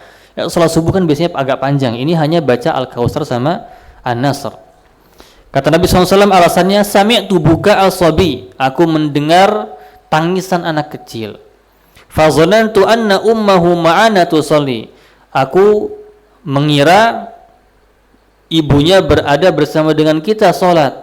Jadi wanita pun boleh ke masjid. Fa'aratu an ufriqa lahu ummahu, dan aku ingin ibunya ini segera menenangkan anaknya. Ya, ini juga menunjukkan bahwasanya sholat itu diantara ibadah yang perlu kekhusyuan yang tinggi. Terkadang ada masjid yang mungkin ramai, kemudian banyak ibu-ibu yang bawa anak-anaknya. Nah, ketika ibu-ibu membawa anak-anak ke dalam masjid, maka kewajibannya adalah menjaga anak tersebut. Atau bapak-bapak yang membawa anaknya ke masjid, maka yang bertanggung jawab atas anak tadi yang belum baligh, yang belum berakal, yang masih di bawah umur, tentunya orang tuanya. Ya, bawa atau pegang tangannya, bawa dia ke dalam shaf laki-laki sama dia bersama dengan kita. Nah, karena ketika masjid itu tidak terkondisikan, ya, tentunya tidak khusyuk sholatnya. Dan ini terjadi di beberapa masjid, terutama di sholat maghrib. Sholat maghrib itu sangat banyak anak-anak kecil di beberapa masjid itu tidak terkondisikan. Bahkan mereka melangkah orang-orang sholat, bahkan mereka memang sengaja teriak. Ya, ada kondisi ketika imam baca sami Allahu liman hamidah, yang anak kecil kencang suaranya, Rabbana walakal hamd, ini mengganggu sekali. Kemudian disahut, oh astagfirullah, masya Allah, ada di sebuah masjid. Dan tentunya ini sangat mengganggu sholat. Kalau bisa, ya kalau kita tahu kondisi masjidnya seperti itu tidak mengkhusyukkan, tentunya kita boleh mencari masjid yang lain yang lebih mengantarkan kita kepada khusyuk yang lebih baik. Nah, terkadang memanjangkan dan terkadang juga memendekkan. Dalam riwayat yang lain, inilah udkhilu fis shalah wa ana uridu itolataha. Kata Nabi SAW, aku ingin sholat dan aku ingin memanjangkan sholat. tiba-tiba aku mendengar buka as-sabi, tangisan anak kecil, maka aku pun segera menyelesaikan salatnya, mimma a'lam min syiddati wajdi ummihi min bukaih, karena aku tahu ibunya tentunya memikirkan anaknya. Maka ini diantara fikih salat, bagaimana seorang imam itu mengetahui kondisi makmumnya. Ketika ada makmum yang punya hajat, makmum yang sudah tua renta, maka tentunya dia faham kondisi makmumnya. Dan boleh contohnya ketika seorang imam sedang ruku, kemudian imam ini terkadang mendengar ada langkah orang yang mau masuk ke shaf, maka imam boleh untuk memperlama dulu untuk naik ke i'tidal supaya orang tadi mendapatkan rakaat bersama dengan imam. Tentu ini sesuai dengan urf, tidak terlalu lama, ya dikondisikan sama imam. Kalau misalnya dia baru masuk pintu ini, berarti kan tinggal sebentar lagi, berarti tinggal menunggu sebentar saja. Nah, ini diantara fikih salat. Insyaallah kita akan bahas bacaan setelah Al-Fatihah di pertemuan yang selanjutnya, ya berkaitan dengan bagaimana bacaan beliau sallallahu alaihi wasallam di salat subuh, zuhur, asar, panjangnya segimana, surat apa saja yang selalu dibaca oleh Nabi sallallahu alaihi wasallam. Nah, insyaallah kita akan bahas di pertemuan yang selanjutnya. Nah, wallahu a'lam bishawab. Kalau ada pertanyaan kita buka sesi tanya jawab insyaallah. Dimulai dari siapa? Ibu-ibu. Izin Pak Ustadz. Ya. Assalamualaikum warahmatullahi wabarakatuh. Waalaikumsalam warahmatullahi wabarakatuh. Saya izin bertanya, saya kan manusia, ya manusia itu banyak dosa ya Pak Ustadz. Saya ingin bertanya bagaimana kita itu bisa sholat dalam keadaan khusyuk. Kadang kita, ya Allah, kita memimpikan akan mati, tapi setelah saya sholat perasaan mau mati, entar gimana anak, ya gitulah perasaannya. Jadi bagaimana kita itu bisa sholat dengan khusyuk? Pertanyaan pertama. Pertanyaan kedua, ketika kita melakukan sholat malam, terus kita menunggu subuh, kadang suka ketiduran, ya udah pegel tiduran dulu, terus kita ketiduran Pak Ustadz sampai sholat subuh. Nah terusannya kita itu langsung adzan. Kalau langsung sholat gimana tuh Pak Ustadz? Apa harus wudhu dulu karena kita merasa belum batal atau bagaimana? Mohon petunjuk yang Pak Ustadz. Terima kasih. Wassalamualaikum warahmatullahi wabarakatuh. Waalaikumsalam warahmatullahi wabarakatuh. Baik, untuk pertanyaan yang pertama, bagaimana cara kita menjaga kekhusyuan kita di dalam sholat? Yang pertama tentunya kita melaksanakan wudhu dengan sempurna. Jadi kata Nabi SAW, al-wudu miftahus sholah. Wudu itu adalah kuncinya sholat. Jadi sebelum masuk rumah itu kuncinya harus dipegang dulu. Dan ketika wudu itu sempurna, maka tentunya ibadah yang selanjutnya juga tidak jauh beda dengan ibadah yang sebelumnya. Contohnya adalah Utsman bin Affan radhiyallahu taala anhu. Beliau sallallahu alaihi wasallam benar-benar memperbagus wudunya. Bahkan ketika di antara wudu dan salatnya dia tidak mau berbicara dengan orang lain. Ya, untuk menjaga kekhusyuannya ketika mau salat. Nah, ini juga di antara cara bagaimana kita mau lebih khusyuk dalam salat. Jadi ketika wudunya diperbagus, kemudian antara wudu dan salat kita tidak maksudnya tersibukkan dengan hal-hal yang lain, sehingga nanti salatnya pun akan tersambung dengan wudu yang sempurna tadi. Dan yang kedua, seperti yang disebutkan oleh ibu tadi, di antara cara kita untuk memperbaiki khusyuk kita dalam salat adalah kita rasakan bahwasannya mungkin saja salat ini di antara salat atau adalah salat yang terakhir yang kita lakukan, karena Allah Subhanahu wa taala akan sangat mudah atau tentunya kapanpun ajal kita akan datang. Idza jaa ajaluhum, ketika datang ajal, la yastakhiruna sa'ah, tidak akan ditunda, wa la yastaqdimun, dan tidak akan dimajukan. Ini di antara dua cara bagaimana kita untuk bisa mengkhusyuan salat. Kemudian yang ketiga adalah ta'awuz. meminta perlindungan kepada Allah Subhanahu wa taala dari syaitan dengan membaca a'udzubillahi minasyaitonir rajim, dan mengetahui sunnah-sunnah salat. Nah, ketika kita lebih mengetahui sunnah-sunnah salat, tentunya kita lebih bersemangat dan tentunya lebih khusyuk dalam melaksanakan salat. Kemudian selanjutnya adalah kita memahami apa yang kita baca. Itu bisa lebih menjadikan salat kita khusyuk. Kita mengetahui arti dari surah Al-Fatihah. Apalagi kalau misalnya kita tahu tafsir dari surah Al-Fatihah, itu lebih dalam lagi. Kita tahu apa yang kita baca di dalam ruku kita, subhana rabbiyal azim. Kita mensucikan Allah dan kita mengagungkan Allah. Subhana rabbiyal a'la. Kita mensucikan Allah dan kita meninggikan Allah Subhanahu wa taala. Dan di dalam sujud ini tentunya bisa kita rasakan harusnya adalah posisi di mana kita itu sangat tunduk di bawah atau di hadapan Allah Subhanahu wa taala dengan menyungkurkan anggota badan kita yang paling tinggi ke dalam posisi yang paling rendah di hadapan Allah Subhanahu wa taala. Makanya sujud itu tidak boleh dilakukan kecuali untuk Allah Subhanahu wa taala. Karena haknya Allah adalah untuk disujudkan. Nah, kalau misalnya kita sujud kepada makhluknya, maka nanti akan hilang rasa khusyuk sujud kepada di hadapan Allah Subhanahu wa taala. Karena kita sudah memberikan sujud ini kepada orang lain atau kepada makhluknya. Nah, wallahu alam, ini untuk yang pertama. Untuk yang kedua, bagaimana kalau misalnya kita sholat malam, sholat malamnya khusyuk, panjang, kemudian tertidur, dan ketika tertidur itu sholat subuhnya terlewatkan atau di luar batas waktunya, maka tentunya ini adalah sebuah sikap yang kebalik ya. Sikap yang kebalik. Mungkin dia niatnya baik untuk sholat malam, tapi tentunya ketika dia sholat malam, maka dia juga harus menjaga sholat subuh, atau harusnya dibalik. Kalau misalnya, Pak Ustadz, ya, maksud saya setelah sholat malam pas ketiduran adzan subuh, kita sholat subuh nggak wudu dulu, kira-kira bagaimana? Karena merasa masih punya wudu gitu.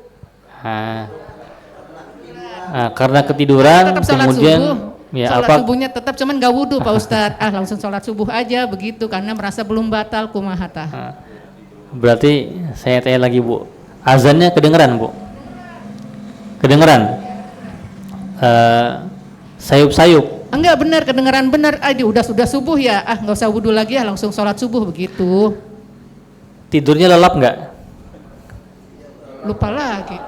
Nah, jadi di antara pembatal wudhu itu adalah tidur, dan tidurnya adalah lelap. Para sahabat radhiyallahu ta'ala anhum itu pernah menunggu qomatnya isya, menunggu Nabi SAW itu jadi imam sampai mereka ketiduran dan mereka tidak wudhu, langsung sholat. Dan ketiduran mereka tentunya masih terjaga, maksudnya mereka tidak ada indikasi tidurnya lelap. Nah, di antara indikasi tidurnya lelap adalah kita tidak mendengar apapun. Nah, ketika misalnya ada azan kemudian terlewatkan, nah itu berarti tidurnya lelap. Nah, di antara indikasi yang lain adalah ngiler contohnya. Nih, indikasi Bu. Enggak ngiler Pak Ustadz. Ngigau Pak ya, ngigau. Terus di antara indikasinya adalah ketika dia megang sesuatu jatuh. Nah, itu juga indikasi tidurnya lelap. Dia baca Quran jatuh. Enggak jatuh saat ini saya pegangnya kuat. Itu indikasi saja, indikasi. Nah, jika misalnya masih mendengar sesuatu, maka tentunya tidak masalah untuk tidak berwudu lagi.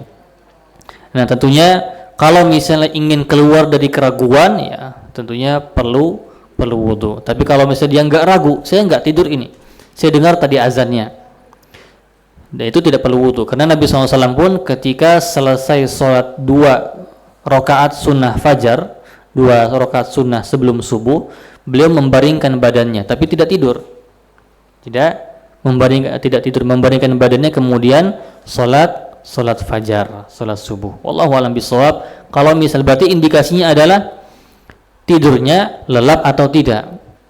Kalau misalnya tidurnya lelap dengan indikasi-indikasi yang disebutkan, maka tentunya perlu tidur, ya. Contohnya indikasinya adalah dia duduk kemudian dia jatuh, berarti kan itu lelap berarti. Nah, merem-merem ayam, Pak. Jadi sahabat itu di dalam hadisnya itu disebutkan di antara sifat ketiduran mereka adalah takhfiqaru usuhum, kepalanya itu menggeleng-geleng gitu, ngantuk, geleng-geleng tapi nggak jatuh, geleng ini gila kayak mau jatuh tapi nggak jatuh. Dan mereka tidak berwudu untuk melaksanakan sholatnya. Wallahu a'lam bishawab. Nah, cukup. Soal yang selanjutnya kalau ada dari ibu-ibu. Assalamualaikum warahmatullahi wabarakatuh. Waalaikumsalam. Makasih Pak Ustadz. Tadi kalau tidak salah Bapak menyampaikan bahwasannya agar dalam sholat itu bisa berbuat atau bisa dilaksanakan dengan khusyuk, di antaranya yang tadi itu. Nah, yang mau saya tanyakan itu begini Pak Ustadz. Sehabis sholat kebanyakan itu setelah salam-salam kemudian meninggalkan sholat. Apakah melaksanakan sholat yang hanya sebuah ritual atau sekedar hanya menggugurkan kewajiban? Karena diantaranya menurut saya ini Pak Ustadz, makna sholat itu sendiri belum difahami. Tujuan sholat sendiri pun juga belum dihayati. Yang ketiga adalah hikmahnya, sehingga dalam melaksanakan syariat Islam terutama sholat tadi belum bisa dilaksanakan dengan khusyuk karena diantaranya masih belum paham, sehingga sholat itu adalah sebuah ritual dan belum dipelajari secara menyeluruh. Karena saya berapa kali menghadapi teman, kemudian teman-teman dari seusia maupun di bawah saya, mereka adalah melaksanakan karena kultur dan karena budaya dari orang tuanya tanpa pembelajaran, sehingga dalam melaksanakan sholat itu yang sering saya alami adalah dalam bacaan pun mereka masih banyak salah. Contohnya dalam doa iftitah kebanyakan inna sholati wa nusuki wa mahyaya. Nah, saya menghadapi itu sampai orang yang sudah dewasa pun seperti itu, karena belajar sholatnya itu melalui kultur ataupun mengikuti dari orang tuanya tanpa ada cek dan recheck dari orang tuanya itu sendiri. Jadi menyerahkan kepada sekolah, sementara sekolah itu hanya dalam satu minggu hanya 3 jam pelajaran. Nah, pertanyaan saya Pak Ustadz, bagaimana caranya agar sholat itu menjadi sebuah kebutuhan seperti kita kelaparan pasti akan lari cari warung gitu loh Pak Ustadz. Sementara yang saya perhatikan itu sholat itu baru masa-masa ritual dan menggugurkan kewajiban. Terima kasih. Assalamualaikum warahmatullahi wabarakatuh. Waalaikumsalam warahmatullahi wabarakatuh. Baik. Nah, memang seperti itu terkadang kaum muslimin sendiri dalam masalah ibadah-ibadah, di antara mereka mayoritasnya melakukan ibadah hanya sebatas ikut-ikutan, hanya sebatas ritual keseharian, belum mendalami makna, hikmah dan juga tujuannya. Bahkan ketika diajarkan di sekolah atau pondok pesantren yang mengajarkan anak-anak sekolah, mungkin sudah tersampaikan atau belum tersampaikan, atau sudah tersampaikan tapi memang belum diserap oleh muridnya atau oleh anaknya, sehingga terjadilah salat orang-orang yang melakukan salat dengan kualitas yang rendah dalam khusyuknya. Nah, bagaimana caranya supaya salat ini menjadi sebuah hal yang dirindukan, sebuah hal yang sangat diperlukan, bahkan lebih diperlukan daripada makan dan minum. Ini selaras dengan hadis Nabi SAW ketika menyebutkan hikmah salat. Kita kan seorang hamba yang tentunya mengakui banyak dosa, sangat banyak dosa. Kemudian datanglah salat. Kata Nabi SAW, salat itu ibarat seperti sungai yang berada di samping rumah kita. Kemudian Nabi SAW bertanya kepada para sahabat, wahai sahabatku, bagaimana kalau misalnya orang itu mandi di sungai yang jernih ini? Apakah bersih? Apakah kotorannya hilang semua? Kata para sahabat, tentu wahai Rasulullah, karena airnya bagus, karena airnya jernih. Kemudian kata Nabi SAW, begitu juga dengan salat. Salat itu seperti mandi di sungai seperti itu. Kalau misalnya satu kali salat saja sudah bersih, apalagi dia melaksanakan 5 kali salat, maka semakin bersih orang tadi. Kalau misalnya 5 kali ini disesuaikan dengan waktu subuh misalnya, pertama dia salat subuh, hilanglah dosa-dosa yang dilakukan pada malam hari. Kemudian dia melakukan rutinitasnya dari pagi sampai zuhur, banyak dosa yang ia lakukan. Dia mandi lagi, gugur lagi dosa-dosanya. Dia aktivitas lagi, berdosa lagi, gugur lagi di waktu asar, terus maghrib, isya dan juga subuh. Nah, ini diantara hikmah disyariatkannya salat adalah menghapus keburukan-keburukan kita. Nah, yang menjadi permasalahan adalah banyak di antara manusia yang belum sadar akan hal ini. Belum sadar akan hal bahwasanya dia itu terlalu banyak dosa, dan juga belum faham bahwasanya salat itu di antara fungsinya adalah menghapus dosa-dosa. Bahkan kata Nabi SAW dalam riwayat yang lain, as-salawatul khams, salat di antara satu salat dengan salat yang selanjutnya, di antara rentan waktu itu adalah penghapusan dosa. Ini adalah bonus dari Allah Subhanahu wa taala yang menjadikan salat itu sangat penting bagi kaum muslimin.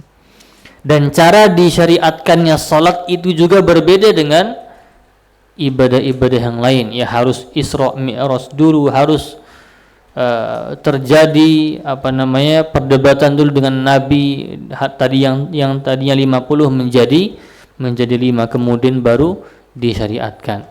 Ini tentunya perlu kesadaran di antara kita semua, terutama bagi orang tua kita semua, untuk menyadarkan, mengajarkan, memberikan resep kepada anak kita, sehingga anak kita faham bahwasannya salat itu menjadi hal yang paling penting di dalam hidupnya.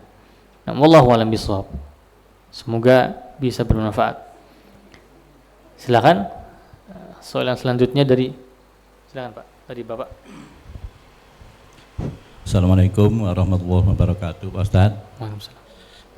Sebagaimana tadi dijelaskan Pak Ustadz, bahwa Al-Fatihah itu kan sebagian dari rukun sholat, rukun sahnya sholat. Jadi saya ingin tahu Pak Ustadz, seperti apa sih bacaan Al-Fatihah kita yang bisa dikatakan sah itu. Nah, kemudian buat kami yang bacaannya belum benar ini, bagaimana nasib sholat kami, apakah sah apa belum? Yang keduanya, kalau baca surat setelah Al-Fatihah itu kan sunnah. Cuma kalau di bacaan itu pun ada kesalahan, apakah itu bisa membatalkan sholat? Mungkin itu saja Pak Ustadz. Terima kasih. Terima kasih atas soalnya. Yang pertama adalah Al-Fatihah di antara rukun-rukun sholat. Maka perlu dilakukan dan perlu dibaca dengan baik dan dengan benar sesuai dengan yang dituliskan di dalam Al-Quran. Untuk standarnya, standar bacaan yang benar adalah hurufnya jelas dan juga panjang pendeknya jelas. Tidak perlu sempurna makhraj itu keluar dari mulut kita. Karena terkadang juga orang ajami, orang yang bukan Arab itu juga kesulitan untuk melantunkan atau membaca satu huruf yang itu hanya ada di Arab saja. Misalnya ain. Mungkin bagi kalangan orang yang tidak ada huruf ain sulit untuk membaca huruf ain. Dan tentunya Allah Subhanahu wa taala berfirman, la yukallifullahu nafsan illa wus'aha. Allah Subhanahu wa taala tidak memberikan beban kecuali manusia itu bisa melaksanakannya. Sehingga standar baca Al-Fatihah itu yang penting adalah hurufnya bisa dibedakan antara ha dengan ha, kha, so dengan sa, sesuai dengan kemampuan kita, sesuai dengan ilmu yang kita miliki. Dan ketika misalnya ada seseorang yang bacaan Al-Fatihahnya masih buruk dan dia tahu akan hal itu dan dia tidak mau membetulkannya, maka tentunya ia berdosa. Ia berdosa karena meninggalkan hal yang wajib baginya. Dan tentunya ditakutkan salatnya menjadi tidak sah karena surah Al-Fatihahnya tidak benar. Tapi kalau misalnya seseorang dia mungkin merasa bacaannya kurang dan dia berusaha untuk mencari cara bagaimana caranya bacaannya itu menjadi benar, maka tentunya ini dia masih berada di dalam track yang benar sehingga usahanya akan akan menjadi hujjah bagi dia di hadapan Allah Subhanahu wa taala. Nah, ini yang pertama, yaitu ketika bacaan Al-Fatihahnya masih ada yang kurang, maka perlu diperbaiki. Karena Al-Fatihah ini di antara surat yang penting, minimal bacaannya itu tidak hurufnya tidak samar. Walaupun tidak sesempurna qori, tidak perlu sempurna qori. Yang penting tidak samar. Yang penting orang paham itu yang dilantunkan adalah huruf ini. A sama A, ya enggak perlu A, enggak A, ya itu sudah masuk. Kayak ha ya harus beda, ha enggak ha, kayak itu sama ya. Alhamdulillahi ya sama, alhamdulillahi harus di. Kalau kayak tebal tipis ro itu hanya sekedar kesempurnaan saja, tebal tipis so ro ya ada yang enggak bisa, sulit. Ada alhamdulillahi rabbil an'amta, itu juga perlu di an'amta.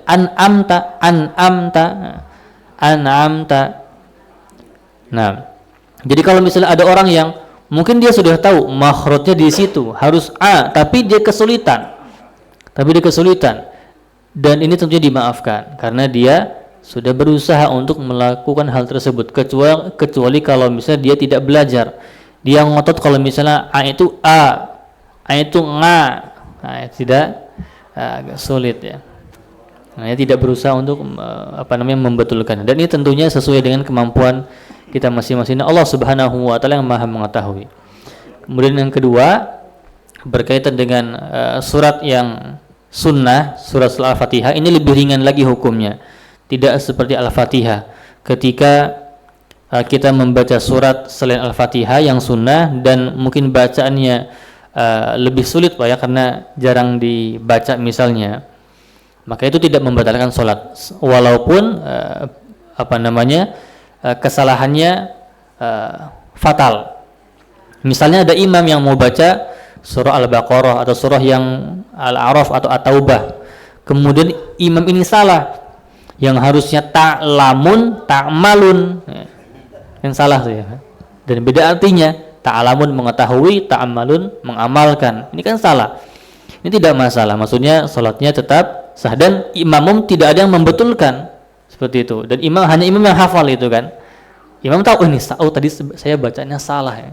Itu sholatnya tetap sah karena itu diantara sunnah sholat saja. Wallahu a'lam bishawab. Silakan yang kedua.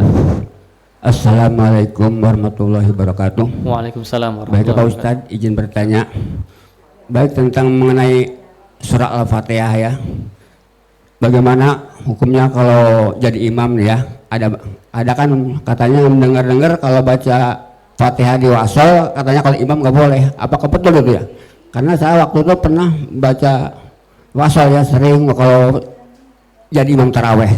Ada yang komplain harus seperti sholat wajib biasa.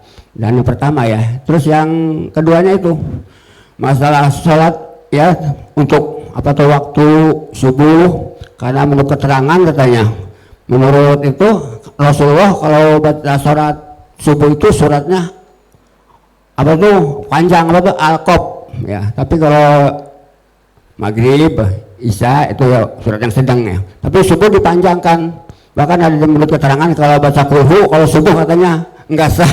Nah itu kadang-kadang saya tuh bingung ya. Kalau saya kan sedangnya saya baca qul dulu kan saya suka agak panjang ya, karena menurut keistimewaan surat Al-Ikhlas itu hebat ya. Jadi saya qul aja. Bodoh amat orang mau qul lagi. Gitu ya. Gitu Pak Ustadz yang saya itu kan. Terima kasih. Ya, sama-sama Pak. Terima kasih. Untuk soal yang pertama, tadi ini ya, hukum membaca Al-Fatihah wasol atau disambung.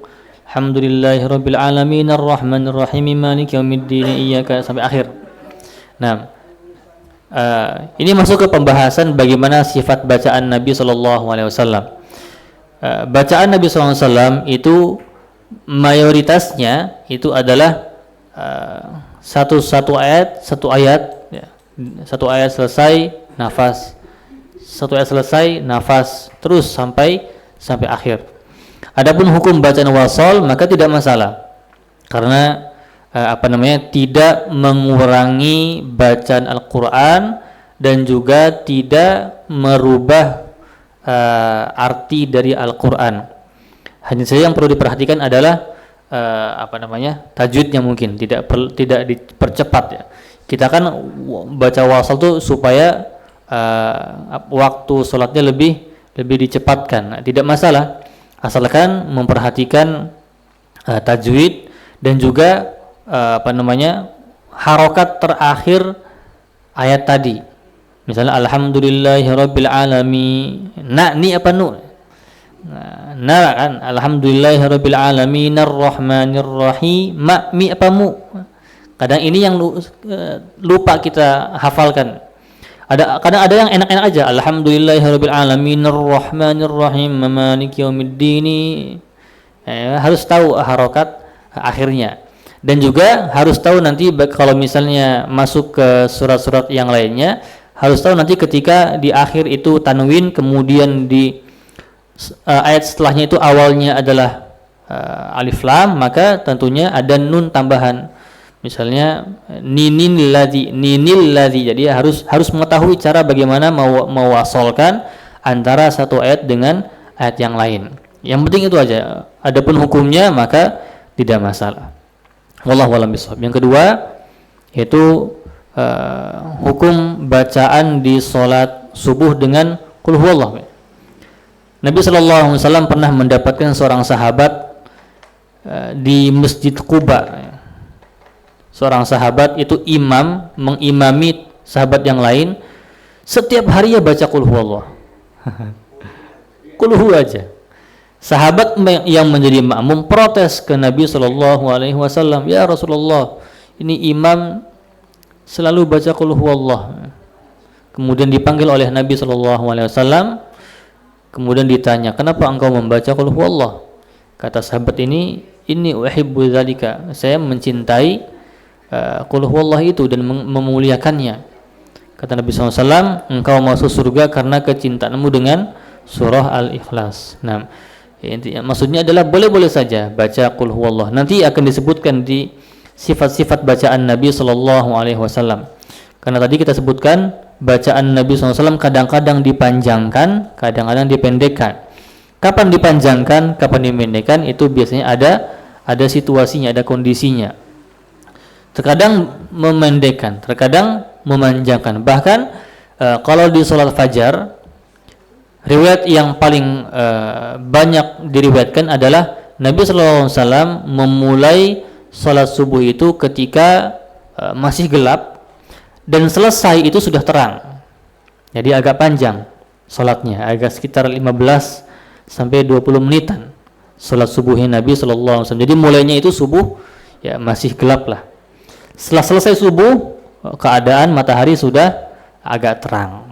Nah, itu diantara takaran bacaan subuhnya Nabi SAW. Adapun ketika misalnya imamnya pengen baca qul huwallah saja, maka tidak masalah. Tapi ya tadi itu, ketika misalnya dia punya hafalan yang lain, maka gunakan hafalan yang lain, karena setiap surat juga mempunyai keutamaan tersendiri. Wallahu a'lam bishawab. Cukup insyaallah. Ada lagi? Satu lagi? Atau dua lagi surat ini? Assalamualaikum warahmatullahi wabarakatuh. Waalaikumsalam warahmatullahi wabarakatuh. Dalam rangka membahas masalah rukun iman, diantaranya yaitu sholat, kami memohon kepada Pak Ustadz penjelasan. Yang pertama yaitu masalah sholat. Sholat itu ada yang disebut namanya at-tahiyat awal dan at-tahiyat akhir. Di dalam kami pernah melaksanakan sholat berjamaah di beberapa masjid untuk menjadi suatu kehusuan kalau kiri kanan kita melaksanakan sholat yaitu at-tahiyat awal, sedangkan di saf tengah atau di saf pertama di antara kiri kanan kita itu telunjuknya bergoyang-goyang. Apakah itu tidak menghilangkan kehusuan kita? Itu yang pertama. Kedua, apakah tanggung jawabnya imam atau kita sebagai makmum, karena tadi itu kehusuan kita mengurangi. Itu yang pertama. Yang kedua, orang tua kita dulu sebelum masuk Islam itu hanya bisa yang tadi dibicarakan oleh Pak Ustadz, yaitu bismillah atau kulhu. Tapi orang tua tersebut sampai usia panjang, wudhu pun bacanya bismillah, sholat pun ruku sampai at-tahiyatul akhir itu Fatihah. Apakah itu tidak mengurangi keimanan di dalam Islam? Itu saja Pak Ustadz yang saya utarakan. Yang ketiga, ada lagi, kalau kita berjamaah, entah itu berjamaah sholat maghrib, isya, terutama isya dan maghrib biasanya yang banyak, kalau dohor itu hanya beberapa, itu ada yang nyeletuk dari belakang, kadang-kadang aminnya itu duluan. Amin, kita imam belum berbicara amin, Tapi yang saf yang kedua, yang ketiga belum, itu ada yang suka berbicara, terutama anak-anak tadi itu. Apakah itu tanggung jawabnya kepada imam atau kepada makmum? Apakah itu mengurangi keimanan kita sebagai muslim? Sekian, terima kasih. Wassalamualaikum warahmatullahi wabarakatuh. Waalaikumsalam warahmatullahi wabarakatuh. Dan terima kasih atas soalnya yang pertama, yaitu yang berkaitan dengan tahiyat, tahrikus sababah, menggerakkan dari telunjuk ketika tahiyat satu dan tahiyat yang kedua. Nah, untuk masalah ini akan dibahas, dan di situ ada perbedaan pendapat di antara para ulama, dan perselisihannya ini, silang pendapatnya ini sangat kuat sekali. Karena satu pendapat menyatakan bahwasannya hadis ini boleh digunakan, satu yang lagi mengatakan hadis ini tidak bisa digunakan. Jadi permasalahannya adalah di sah atau sahih atau lemahnya hadis ini, karena ada satu rawi hadis yang bermasalah di situ. Jadi para ulama berbeda pendapat menghukumi seseorang di sini sehingga berpengaruh terhadap hadis tersebut, sehingga terjadilah perbedaan pendapat di situ. Ada yang menyatakan hadis menggerakkan telunjuk itu tidak bisa digunakan. Ada yang mengatakan hadis menggerakkan telunjuk itu ya bisa digunakan hadisnya, karena hadisnya bisa dijadikan hujjah atau bisa dipertanggungjawabkan. Dan ini silang pendapat yang sangat kuat sekali.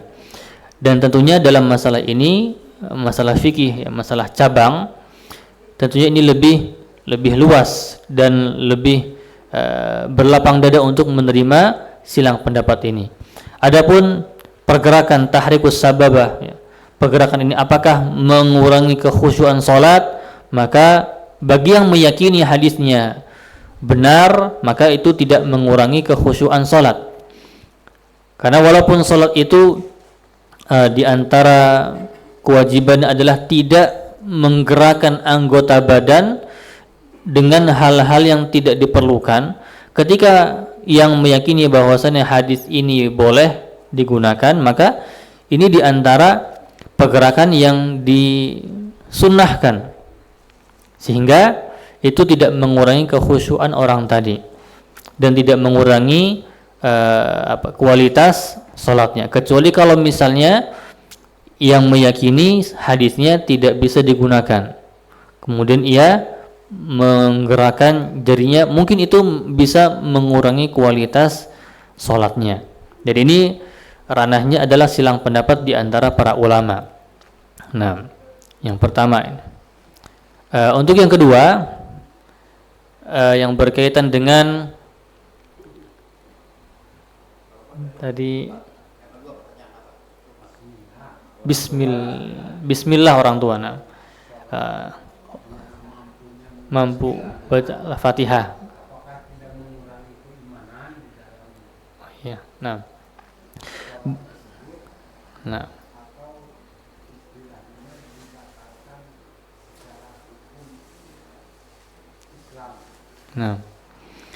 Tapi ini berarti permasalahannya, pembahasannya dalam masalah orang-orang yang belum mengetahui masalah agama. Ketika misalnya ilmu agamanya memang belum tersampaikan kepada orang tadi, misalnya orangnya tinggal di tempat yang jauh, atau mungkin memang tidak ada yang menyampaikan agama yang benar di situ, tidak ada yang menyampaikan tata caranya di situ, maka tentunya ini menjadi hujjah di hadapan Allah Subhanahu wa taala bahwasannya dia melakukan ini karena tidak ada yang menyampaikan, tidak tersampaikan kepada saya, sehingga saya sholatnya seperti itu. Tapi kalau misalnya ada yang menyampaikan, tentunya sholat harus sesuai dengan apa yang diperintahkan oleh Allah Subhanahu wa taala dan Rasulnya. Semua sahabat Nabi sallallahu alaihi wasallam diperintahkan untuk sholat sesuai dengan apa yang mereka lihat. Sallu kama ra'aitumuni usalli. Sholatlah sesuai seperti kalian melihat aku sholat. Bukan melihat saja, tapi mendengar juga, mendengar bacaan Nabi Sallallahu Alaihi Wasallam dan juga mempelajarinya.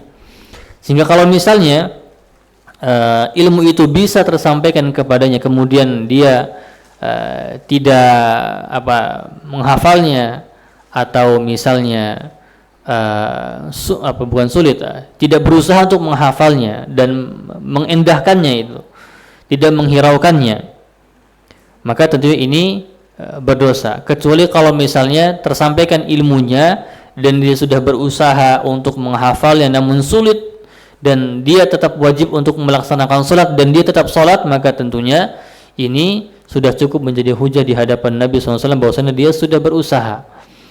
Nah, jadi kalau misalnya sudah tua Pak ya, apalagi sudah tua kan Pak, apalagi sudah tua. Misalnya ilmunya ini sampai kepada bapaknya ini ketika usianya sudah sulit untuk meraih ilmu, untuk mendapatkan ilmu, maka ini juga di antara sebuah uzur yang mungkin bisa diberikan kepada manusia ketika dalam keadaan seperti itu. Kalau misalnya keadaan seperti ini, maka tentunya ini tidak mempengaruhi keimanannya. Ya, tetap dia sholat, tetap dia wajib sholat, tetap dia berusaha untuk memperbaiki bacaannya dan juga memperbaiki sholatnya sesuai dengan kemampuannya. Wallahu a'lam bishawab. Adapun yang ketiga tadi, saya juga lupa yang ketiga tadi, amin Pak ya tadi. Nah, sholat berjamaah kemudian di belakang shaf ada yang amin dulu sebelum imamnya. Nah, ini tentunya sebuah kesalahan yang terjadi.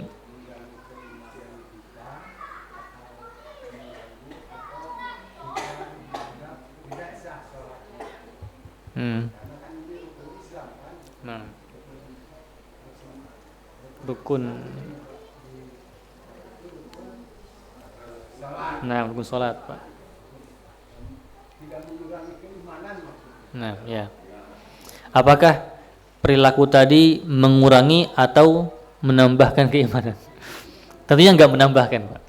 Dan tentunya setiap hal yang kita lakukan dan itu menyelisihi syariat, menyelisihi perintah ataupun tata cara, maka itu mengurangi keimanan, mengurangi kualitas pahala ibadah kita. Contohnya kayak amin tadi. Amin itu hukumnya sunnah di dalam rukun, di dalam sholat ini. Ketika seseorang itu melakukannya tidak benar, maka tidak mendapatkan pahalanya. Bahkan dia mendapatkan dosa ketika dia sengaja melakukannya. Dia pengen cepat-cepat selesai sholatnya, duluan amin, padahal imam tidak amin. Jadi ini mengurangi keimanannya ketika dia sengaja melaksanakan hal tersebut. Dan apapun itu, ketika misalnya contohnya haji yang harusnya tawafnya 7 kali, dia mah 7,5, sengaja dia melakukannya. Dia tahu kurang kalau 7 mah, saya kesini 7 kali nggak cukup, 7 kali 2 14. Nah, ini juga tidak bukannya bertambah imannya dengan bertambah kuantitas ibadahnya, tidak, tapi ini malah mengurangi pahalanya karena tidak sesuai dengan yang diajarkan oleh Nabi Shallallahu Alaihi Wasallam. Jadi perilaku tadi tentunya menjadikan orang tersebut kurang pahala ibadahnya. Wallahu a'lam bishawab. Satu lagi yang ini. Oh iya, ada satu lagi ini nih. Ini apa Bapak mau tanya? Assalamualaikum warahmatullahi wabarakatuh. Waalaikumsalam warahmatullahi wabarakatuh. Perkara ibadah sholat ini sebagai rujukan atau referensinya itu kebanyakan diambil dari hadis ya. Hadis. Nah, jadi di sini ada yang akan saya tanyakan, apa itu yang dimaksud dengan hadis qudsi? Hadis qudsi. Kemudian untuk membedakan hadis-hadis yang sahih dengan hadis-hadis yang dhaif, itu kira-kira dilihat dari kaidah atau karakternya seperti apa? kemudian begini Pak Ustadz, ini dalam kehusuan sholat ya. Ini terutama dalam sholat berjamaah. Ini kebetulan ini yang saya alamin sendiri nih. Saya ini kan dalam sholat ini menggunakan permata nih. Nah, jadi ini ya kalau tujuan saya sebenarnya itu hanya sekedar ya hiasan ya.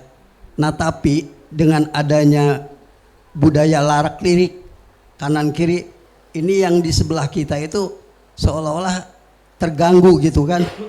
Nah, ini apakah dengan hal yang seperti ini lebih baik kita pakai yang perhiasan itu, atau sama sekali ya tetap aja kita gitu, karena tujuan itu begitu tuh Pak Ustadz. Ya untuk sementara itu aja dulu lah. Ya, terima kasih. Baik, untuk soal yang pertama, apa itu hadis qudsi? Hadis qudsi itu adalah hadis yang disampaikan oleh Nabi SAW, tapi bukan sabda Nabi. Itu adalah firman Allah Subhanahu wa taala. Jadi Allah Subhanahu wa taala memberitahukan kepada Rasulullah SAW, kemudian beliau sallallahu alaihi wasallam yang mengutarakan sendiri menggunakan kalimatnya. Ya, berbeda dengan Al-Qur'an. Kalau Al-Qur'an itu memang kalamullah, ucapan Allah Subhanahu wa taala, tidak ada tandingannya. Kalau hadis qudsi, kalimatnya, ibaratnya, ungkapannya dari Nabi sallallahu alaihi wasallam. Itu yang membedakan hadis qudsi sama Al-Qur'an. Makanya ketika hadis qudsi itu kadang-kadang disebutkan dari hadis sahabat ini bahwasanya Allah Subhanahu wa taala berfirman, tapi kalimatnya menggunakan kalimat yang diungkapkan oleh Nabi sallallahu alaihi wasallam. Bedanya lagi adalah hadis qudsi ketika dibaca huruf-hurufnya tidak berpahala. Berbeda dengan Al-Qur'an. Ketika baca Quran huruf-hurufnya berpahala. Kemudian perbedaan yang lain, hadis qudsi tidak bisa dipakai untuk dibaca di sholat, berbeda sama Al-Quran. Walaupun dua-duanya sama, firman Allah disebutkan, tapi yang boleh dibaca di sholat hanya Al-Quran, kalamullah. Adapun hadis qudsi itu ungkapan Nabi SAW yang disampaikan dari Allah Subhanahu wa ta'ala. Itu namanya hadis qudsi. Kemudian bagaimana caranya kita membedakan antara hadis sahih dan hadis yang dhaif? Tentunya ada aturannya, ada karakternya. Karakter hadis sahih itu yang bagaimana, hadis dhaif itu yang bagaimana. Para ulama berusaha untuk menyimpulkan definisi hadis yang sahih sehingga mengeluarkan hadis-hadis yang lemah. Karakter hadis yang sahih ini adalah hadis yang sanadnya nyambung, tidak terputus. Kemudian rawi hadisnya, periwayat hadisnya itu yang pertama syaratnya adalah hafalannya bagus dan tidak cacat agama dan akhlak.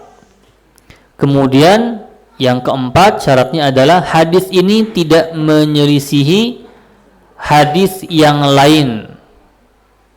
Yang keempat, tidak ada cacat di dalam hadisnya. Nah, ketika para ulama sudah mendefinisikan hadis ini, maka bisa dikeluarkan hadis-hadis yang dhaif. Nah, kemudian para ulama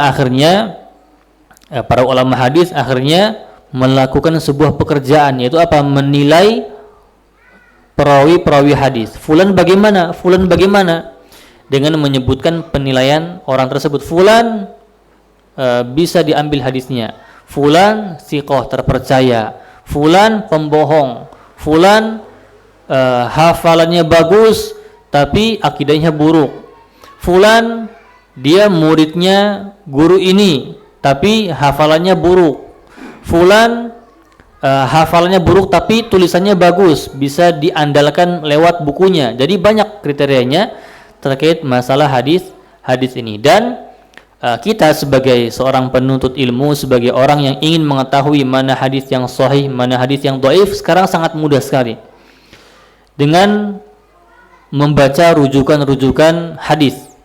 Kalau misalnya kita mau mencari hadis yang sahih, maka tentunya rujukan kita ada dua, Sahih Bukhari dan Sahih Muslim. Ini adalah buku yang semuanya hadis sahih, insya Allah. Ada 1-2 hadis yang doif, tapi doifnya lemahnya tidak lemah parah, masih bisa digunakan untuk hujjah. Dua buku ini kumpulan hadis yang sahih. Jadi kalau misalnya hadis itu disebutkan riwayat Bukhari Muslim, udah cukup, nggak perlu diprotes lagi. Ini udah riwayat Bukhari Muslim, ngapain diprotes lagi? Nah, ada pun buku-buku yang lain, buku-buku Sunan Abi Daud, Sunan Ibnu Majah, Sunan Ibnu Khuzaimah, tentunya masih tercampur antara hadis yang sahih dan hadis yang lemah. Nah, yang lemah dapat diketahui dari mana? Dari penjelasan para ulama di buku-buku mereka yang biasanya dibaca oleh para penuntut ilmu kemudian disampaikan oleh masyarakat. Nah, seperti itu. Jadi begitu bagaimana cara kita mengetahui hadis yang sahih daripada hadis yang lemah.